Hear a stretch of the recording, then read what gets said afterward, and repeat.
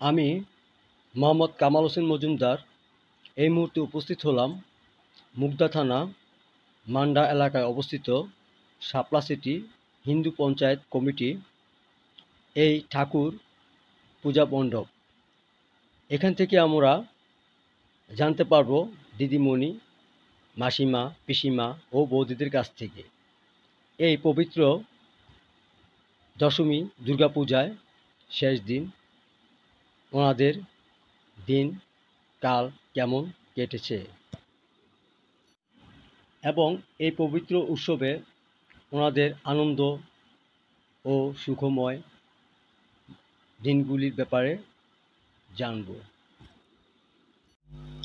এই পর্বে আমরা আনন্দ করব। নাচে নাচে কমর দুলে মায়ের চরণ ধুলি নেব।